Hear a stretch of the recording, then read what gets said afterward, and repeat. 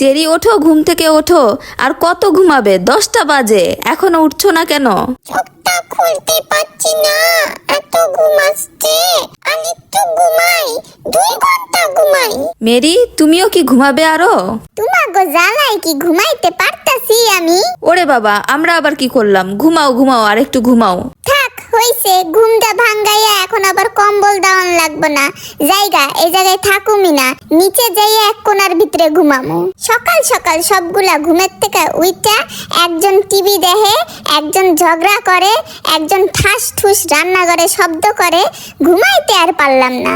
Mary, দিনের বেলা ঘুমালে তো এরকমই হবে, কারণ দিনের বেলা তো আমরা সবাই জেগে থাকি। তোমরা রাত্রের বেলা কেন ঘুমাও না? তুমিও ঘুমাও না, চেরিও ঘুমায় না। তোমরা তো রাত্রের বেলা শুধু খেলাধুলা করো, ঘুরে ফিরে বেড়াও। রাত্রের বেলা একটু ঘুমালেই তো হয়। রাত্রের বেলা তো তোমরাও ঘুমাও না, সারাটা রাত ফেসবুক চালাও, না হলে সাউন্ড বক্সে গান শুনো। আচ্ছা, সরি সরি, ঠিক আছে, আমার ভুল হয়ে গেছে। তুমি তাহলে ঘুমাও, কিন্তু তুমি দরজার ওখানে কেন ঘুমাচ্ছ? তুমি বেডের উপরে এসে শুয়ে ভালো করে একটা ঘুম দাও। আর চেরি, চেরি, তুমি এখানে আবার কেন এসে শুয়ে আছো? তুমি তো বেডের উপরেই ছিলে। আমি একটু নেস্ট করতে এসেছি এখানে, আমার ঘুম ভেঙে গেছে।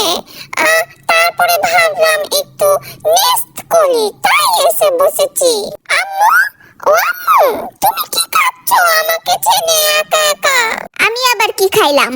ওই যে তুমি আম করে কি যেন খাচ্ছ, আমি দেখেছি তুমি খাচ্ছ। কেমনটা লাগে এখন কোন দেহি? আমি নাকি খাইতাছি? আমার মুখ কি নড়তাছে? আমি কেবল আইসা এই জায়গায় একটু বইলাম। না, মেরি তো এখনো কিছুই খায়নি। আমি তো এখনো খাবার রেডিই করিনি। আসো মেরি, তোমাকেও খেতে দিব, চেরিকেও খেতে দিব। আসো, একসাথে আসো। চলো চলো, এখনই চলো। খাও, পেট ভরে খাও। সকাল সকাল ভালো ভালো খেতে হয়, বুঝেছো? আর চেরি কোথায়? খাবার রেডি করে রেখেছি, এখন চেরির আর খোঁজ নাই। আর একটু আগে চিল্লাইলো যে আম্মু তুমি কি খেয়েছো আমাকে ছাড়া।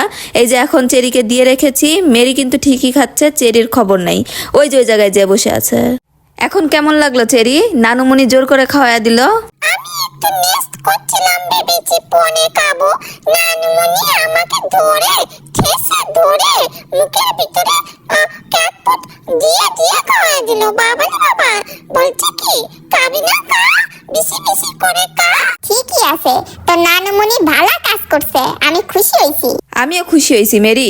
এমনিতে তো চেরি খেতে চায় না, নানুমণি জোর করে খাওয়ায় দিছে, এবার একদম ঠিক আছে। হ্যাঁ, একেবারে ঠিক কথা কইছো। ওই যে চেরি আসছে, খাটের নিচে ঢুকে বসতেছে। পেট ভরছে তোর? আর কিছু খাবিনি? ক আমারে। কিরে চেরি, কথা কস না কে? কি হইল তোর? শুনতে পাইতাছস না আমার কথা? কি কই তোরে? শুনেছি, কিন্তু কথা বলছি না। আমাকে জোর করে ঠেসে ঠেসে খাওয়াই দিল।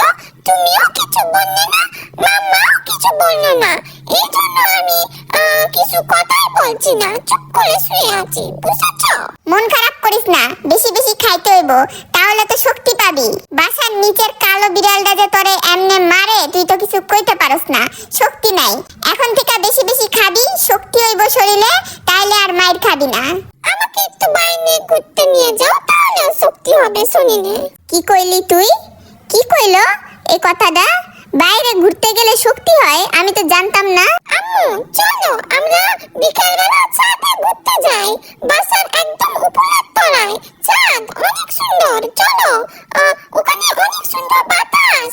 চলো ঘুরতে যাই, আমার বন্ধুরাও ছাদে আসে, খেলা করে সবাই। না না, আমি ছাদে যাবো না, আমার ডর করে। যদি পয়রা যাই? তুই যা, তোর মামার লগে যা, আমি বাসায় ঘুমামু। ছাদে গেলে কেউ পড়ে যায়? মাম্মা তো থাকবে সাথে, অনেক মজা হয় ছাদে।